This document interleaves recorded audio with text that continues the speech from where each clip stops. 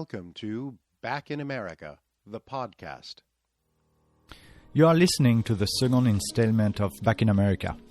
In this podcast, I explore unique and amazing American stories from my multicultural perspective. This episode is part of a series on masculinity in America. Here, I speak with Toby Fraser, a social worker and manager at the Lutheran Settlement House in Philadelphia. I met Toby at a workshop on toxic masculinity that he has been running for some time now. During our conversation, we spoke about his own experience working with domestic violence, gender roles, the impact of Trump on American men, and many other topics around what it means to be a man in America. How much time have you got? Oh, hours and hours. We won't need that much. My role here at Lutheran Settlement House is the manager of community education for our domestic violence department. And I've been in the field of doing education, training, workshops, and facilitating groups around how to support survivors of domestic violence, violence prevention, like getting into the root causes of where intimate partner violence and sexual violence stem from, doing work with youth and supporting teens who are being abused, all things training people about survivor support and issues of violence prevention for about 11 years now. And I started from a background in social justice work, mostly in the anti-war and then environmental movements. Always thanks to friends with an eye towards how my own privileges as a white man in this country impacted the work that I was doing and how I showed up in movements. So I had a lens of gender already. And then in September of 2008, a friend of mine was raped and murdered. And it was clear when they caught the attacker that, one, he was someone who was known to the community, and that she had very clearly fought back. He had a lot of injuries on him. So that finding out that piece was really important and impactful for me at the time in trying to wrap my head around what to do next. I'd been involved in some like planning workshops for women's self-defense and consent and things like that. And that moment was really, or that time was really when I started to wonder what it means to prevent violence, to not have it happen, and notice that the frame I was bringing to the world was assuming that gender-based violence was always going to be there. And wanting to think about and dream about a world where that wasn't true. So I was lucky enough to have a friend who worked at the Rape Crisis Center in Tucson, where I was at the time. And they were able to bring me in as a volunteer going into high schools to work with some of the youth there. They had a program where we would train the students, a volunteer-based group of students for 6 weeks in this violence prevention curriculum about gender stereotyping and communication skills, things like that. We would train them in the curriculum and also some facilitation skills, and then go with them, and they would facilitate those workshops for their peers in social studies classes. So I started out as a volunteer doing that, and I've moved around the country a few places since then, and initially went to centers in the new town that I was at to ask if I could volunteer doing something like that or whatever they wanted me to do until they trusted me enough to send me into schools and let me facilitate and do trainings. And then at one of them they said, oh, well, if you want to do that, we have a job. You could apply for the job itself. And so then I started just working in the field. So for about 8 years, I was a youth educator. And then moving to Philly at Lutheran Settlement House, I started as the community educator, and about a year later moved up to be the manager for the education team. So I get to support our youth educator and community educator now. Right. Okay. So you're paid staff, right? You're not a volunteer. Okay. Right. Okay. Yeah. So back to the question, is there something you're super proud of? Did you see something change? Did you? Let me think. Something that I feel proud of is that we were able to tackle an issue that in some ways is just bystander intervention. How do you say something when you see something going on? What are options there? And we were able to get at a deeper level. So it wasn't just about, let us give you a prescription for what to do, as though there is a right answer and there's only one of them, but instead to go at an issue like dealing with violence, harm, situations that you're uncomfortable with from a deeper level of what actually gets in the way of speaking up in those moments, and what are the ways that you yourself can come back around to being willing and able to step up and do something. And it always feels good when we can find a way to get at the underlying issue that's going on and not just stay at that top level of do X, Y, and Z to address a situation like this. And what are some of the underlying things that gets in the way? Yeah, the underlying things that get in the way for me anyway are feeling like if I say something, it won't matter, that the world is too far gone, or that masculinity and confronting or even talking to, let alone challenging other men, is always feels like 10 words away from a fist fight. So there's a lot of fear underneath stepping forward. So I have a voice in my head that when something's going on and I'm wondering or thinking or feeling bad, like, ooh, do I say something here? Right. The things that get in the way for me are all those types of, okay. Is it going to matter? Blah, blah, blah. Yeah. Okay. I mean, to me, it's really, it's a mystery, What drives men to see something, an event on Facebook and say, yeah, I'm going to go and confront my own belief about masculinity with a bunch of guys. Right. Yeah. Yeah. I'll try not to say too much because I can talk for a while about this one. But I think there's a few main things that bring people out. One is from conscious to unconscious, a deep feeling and belief within each of us that the system of gender roles that we have just does not work for us. That the things that I was taught about what it means to be a man, some of them fit, but plenty of them don't. And so any opportunity to have that opened up and have a space where it's okay to share about that and okay and to be in that mess of this is confusing and hard, I've jumped at. And I think I hear from people who come to our workshops that that's a big part of it, of just like, I have known that this isn't right and I didn't know what to do about it, or I didn't have a way to even play around with the idea that maybe it's not right. So just providing a space in some ways is why people come out, because they've been looking for it. I think another reason that people show up is that folks in their life, typically femme folks in their life, Sorry, which kind friends. of folks? I didn't get that. I said femme, like feminine. Okay. Femme folks is a larger category in the world that we're in now that people use sometimes.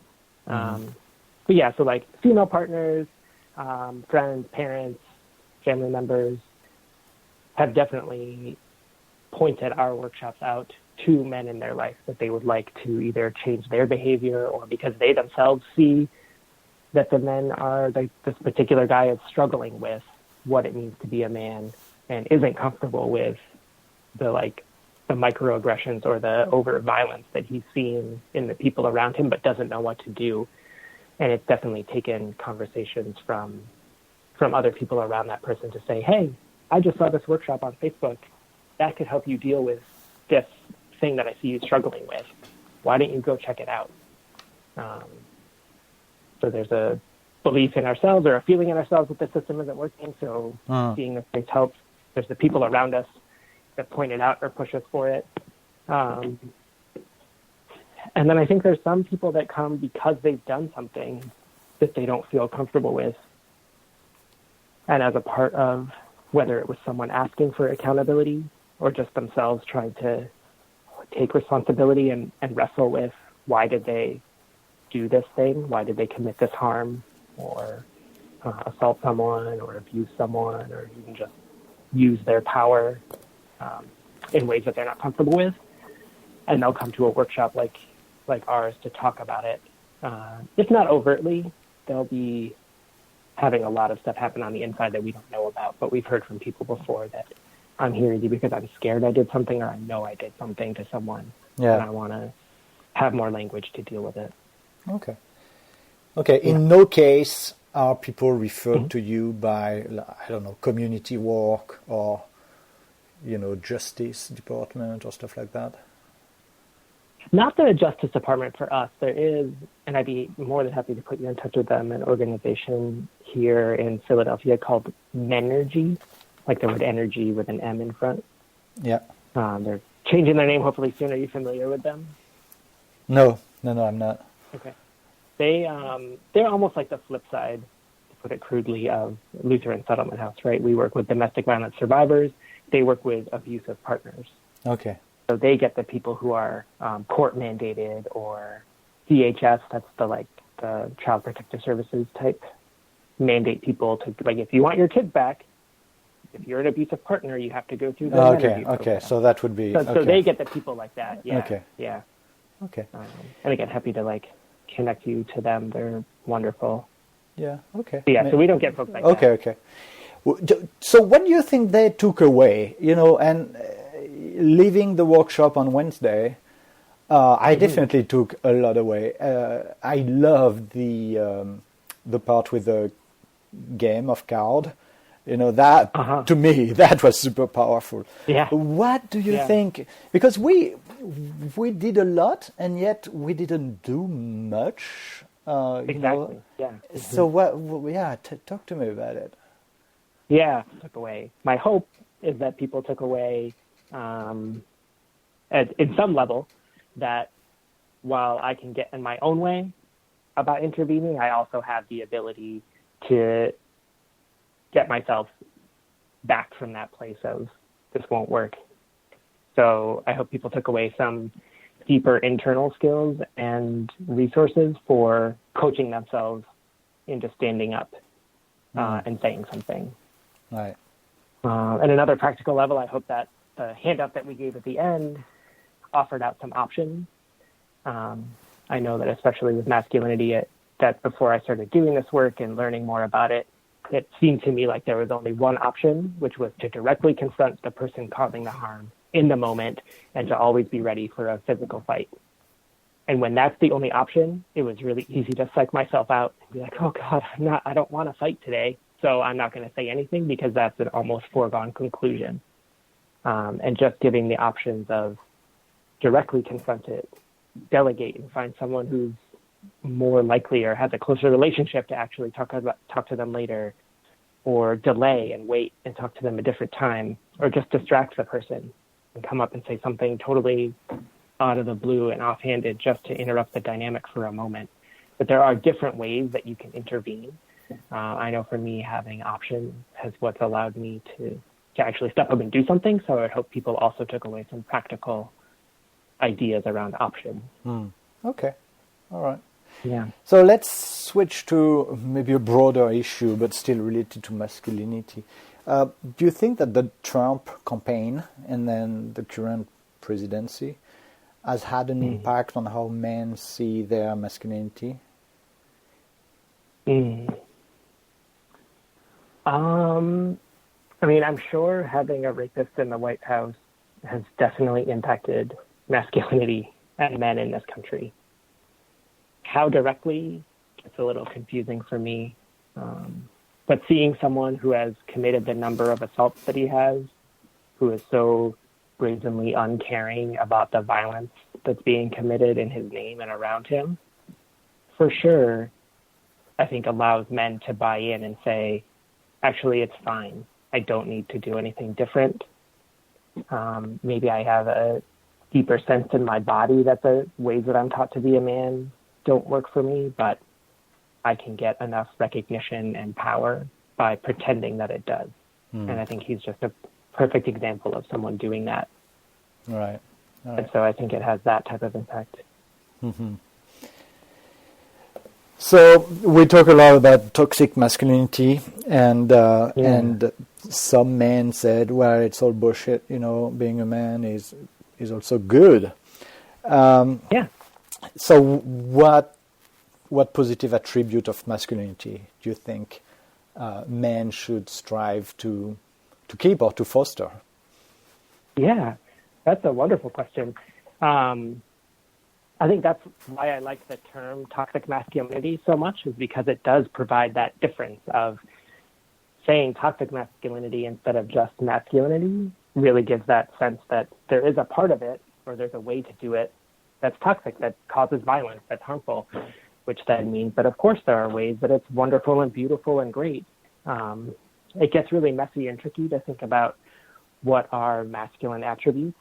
Sometimes I'll think about, for myself, being calm in a crisis, or stoic, being able to put my emotions to the side and just deal with what's at hand, is something that I learned from being socialized as a boy. And that's not just masculine people, right? Moms and parents of all genders are able to do that when something happens to their child, for instance. Being strong is something that we're told that men are. And sure, some people who are masculine can exhibit strength in all kinds of ways, but so can people of all genders. So for me, the real trick is figuring out what is the masculinity that works for me, which at a deeper level is just what kind of person do I want to be in this body that for me is male. And it's not about, and then for me, however I am in the world, that's what masculinity is. It's not subscribing to some outside gender of notion of this is what I have to be. Yes. So if I understand you right, masculinities are attributes which are not gender specific. Yeah, I would be hard-pressed to find any attribute that is specific to only one gender. Okay. Yeah, Okay. I think there was a beautiful article by Billy Porter, who's an actor, a black gay actor. He's on the show Pose, which is popular right now. He dresses in some beautiful ball gowns when he goes to red carpet events. And he has a quote that's something about how he's not a trans person and he's not a drag queen. He's a man wearing a dress. And because he's a man wearing a dress, that's an act of masculinity. It doesn't have to fit within the stereotypical man box that we were taught it would be. Interesting. Okay. Now, maybe a bit more philosophical question. You've been in this job for, 11 years, you said? Yeah, different places, but yeah. Yeah, different places. Definitely a tough job, right? Working with violence, social issues. How does that job give you a sense of purpose in life? Does it? And if it does, a sense of purpose? How? Sorry? Did you say a sense of purpose? Yeah. Yeah, definitely. I think I have the best job ever. I get to both do the individual work of supporting survivors and training other people and doing that very direct helping advocacy work for individual survivors. And I get to be a part of a movement to change our entire culture and the way that we perform our gender and what that means for everybody in a way to go upstream from the violence that's happening and to stop it before it even starts and to change the culture of domination and power over and inequality that we have in our society right now. So, yeah, this job definitely gives me life, gives me a purpose, and I think I'm not sure what I would do without it. Starting as a volunteer, it's just been such a gift to now get a paycheck for it and not have to have a different job to be able to do what I feel so passionate about. Wow, that's fantastic. That's great to hear. Yeah, so lucky. Well, that's good. What would you like to tell men reading this story? I would like to tell men that it's okay to be themselves. That if you're a man who likes some of the stereotypical guy things, like sports, for instance, or something like that, go for it.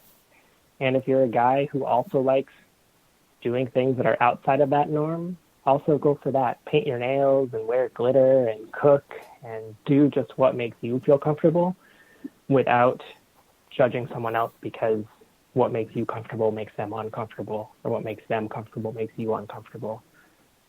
That we can all do gender in our own way, and it'll be all right. We don't have to force each other into the man box. All right. Okay. Good. Good. Well, is there anything I didn't ask you that you would like to tell me? I don't think so. You have really fun questions. Yeah. Toby, thank you so much for your time. Have a good afternoon, and we'll be in touch. Cool. All right. Enjoy the day over there. Yeah. Thank you. Bye-bye.